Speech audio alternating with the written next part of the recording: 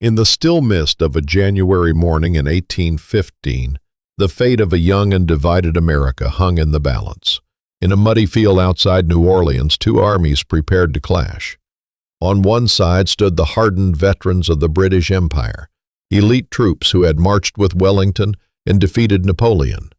On the other, a ragtag band of American frontiersmen, farmers, free men of color, native warriors, pirates, and volunteers, all under the command of a fierce and unorthodox general named Andrew Jackson. They were outnumbered, outgunned, and by all logic, outmatched. And yet, what happened next would stun the world, catapult Jackson into national legend, and forever change the identity of the United States. This is the epic story of the Battle of New Orleans, America's greatest military triumph of the War of 1812. To understand the Battle of New Orleans, we must first understand the War of 1812, a conflict born out of unresolved tensions between the United States and Great Britain following the American Revolution. Since 1803, Britain had been locked in a massive war with Napoleonic France. Desperate for manpower, British ships routinely captured American sailors and forced them to serve in the Royal Navy. This practice, known as impressment, sparked outrage in the United States. Meanwhile, Britain's restrictions on American trade and their support for Native American tribes resisting U.S. expansion on the frontier added fuel to the fire. On the western frontier, British agents supplied weapons and encouragement to native tribes, resisting U.S. encroachment on their ancestral lands.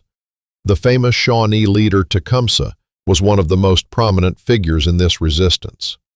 On June 18, 1812, President James Madison signed a declaration of war against Britain, marking the beginning of what some called the Second War of Independence.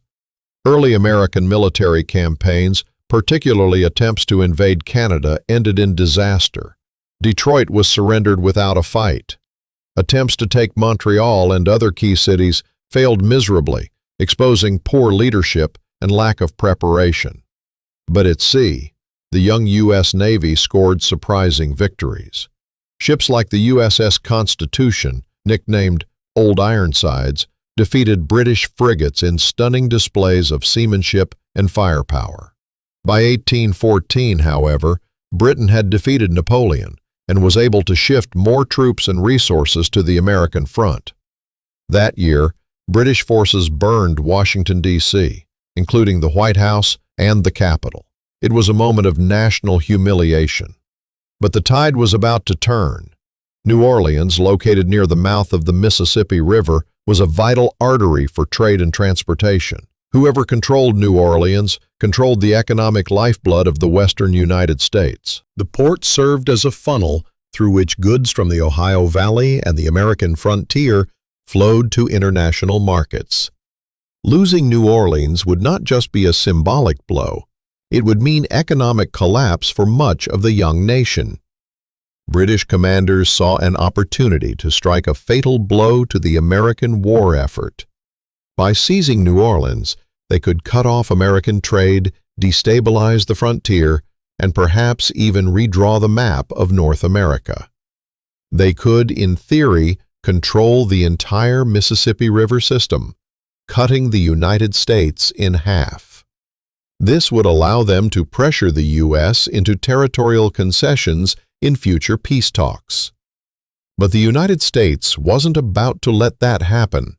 Enter General Andrew Jackson, a rough-hewn Tennessean known for his fiery temper, iron will, and brutal effectiveness in battle. Jackson had already built a reputation fighting in the Creek War, where he led brutal campaigns against Native American tribes allied with the British. At the Battle of Horseshoe Bend in 1814, Jackson decimated the Red Stick Creeks, breaking their resistance and forcing them to cede vast amounts of land.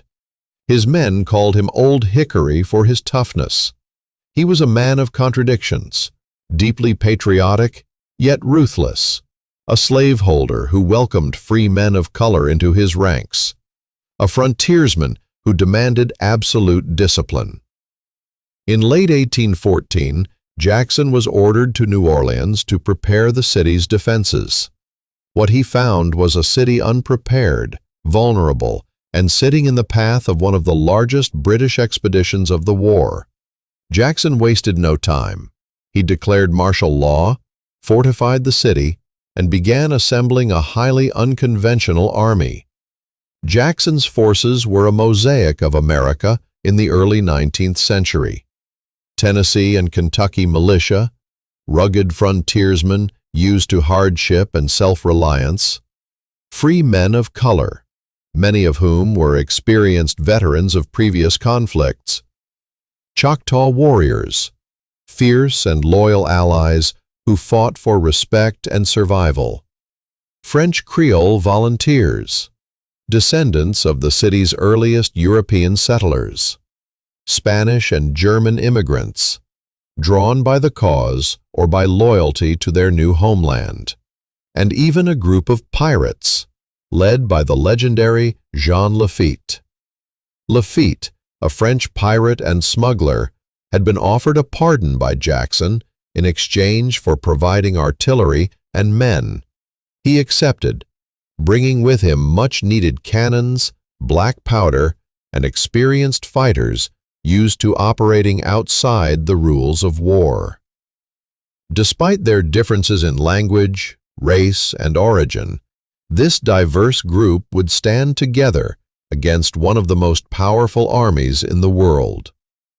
The British force was led by General Sir Edward Pakenham, a decorated officer and brother-in-law to the Duke of Wellington. Pakenham commanded over 8,000 battle-hardened troops, including Scottish Highlanders, Royal Marines, and elite units who had fought in Europe. Their plan was to advance upriver, capture New Orleans, and gain control of the Mississippi River. British scouts identified a vulnerable spot along the Rodriguez Canal where Jackson's forces were concentrated. But from the start, their campaign was hampered by poor intelligence, difficult terrain, and fierce American resistance. In December 1814, the British landed south of New Orleans at Lake Boring and began marching inland. But their advance was slowed by swamps, canals, and guerrilla tactics from American scouts and snipers. Jackson launched a surprise night attack on December 23rd, catching the British off guard. Though it wasn't a major tactical victory, it shook British confidence and bought Jackson time to build his defenses. Jackson established his main line of defense along the Rodriguez Canal, about 5 miles southeast of New Orleans. The canal was transformed into a fortified rampart, backed by earthworks, sharpened logs, cotton bales, and artillery. Swamps protected the flanks, making a frontal assault the only viable British option. Behind these defenses, Jackson positioned his cannons and sharpshooters. The left flank was anchored along the Mississippi River, guarded by Lafitte's men and naval artillery. The right was shielded by dense marsh. Jackson took every precaution, reinforcing weak points and drilling his men. He understood that if the British broke through, New Orleans would fall. By January 8, 1815, Jackson had roughly 4,000 men dug in and ready. But more importantly, he had prepared the ground for a defensive masterpiece. At dawn on January 8th, the British began their assault. Fog covered the battlefield, allowing them to move into position undetected. But as the fog lifted, American artillery opened fire. Cannonballs and grapeshot tore through British lines. American sharpshooters, many perched in trees or behind earthworks, picked off officers with deadly precision. The British plan was for 2 simultaneous assaults, a main attack on Jackson's left flank and a diversionary attack on the right. But poor coordination and communication led to confusion. General Pakenham, riding at the front to rally his men, was struck by grapeshot and mortally wounded. His death threw the British attack into disarray. The main British column, exposed in open ground, was cut down before it could even reach the American ramparts. Some units tried to scale the defenses with ladders, only to be driven back with bayonets and musket fire. Two major British assaults were repulsed with devastating losses. Some units never even reached the American lines before being mowed down. After less than an hour of fighting, the field was littered with British dead and wounded. The attack had failed. The British suffered over 2,000 casualties, including more than 300 killed and nearly 1,300 wounded. Among the dead were General Pakenham and many of his senior officers. The Americans lost fewer than 100 men, with just 13 killed in action. It was one of the most lopsided victories in military history, a testament to Jackson's defensive planning and the bravery of his diverse army. In the aftermath, the British retreated and abandoned plans to seize New Orleans. They soon withdrew entirely from the region. But there was a tragic irony. Unbeknownst to both armies, the Treaty of Ghent had been signed in Europe on December 24, 1814, 2 weeks before the battle. The war was already over, but due to slow transatlantic communication, word had not yet reached New Orleans. Still, the impact of the battle was immense. It gave Americans a sense of pride, unity, and purpose. In a war marked by stalemates and failures, New Orleans was a shining triumph. News of the victory spread quickly, boosting American morale and shaping public perception of the war as a successful defense of national sovereignty. Andrew Jackson emerged from the battle as a national hero. Songs were written about him, towns were named in his honor, and over the next decade, he would ride his battlefield fame all the way to the White House. In 1828, he was elected the 7th President of the United States.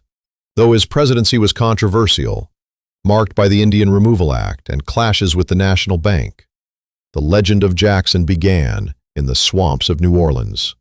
His leadership at New Orleans became a model of patriotic determination and populist strength, shaping American political identity for generations. Today, the Battle of New Orleans stands as one of the defining moments in American military history. It proved that a united people, fighting for their home, could overcome even the mightiest of foes.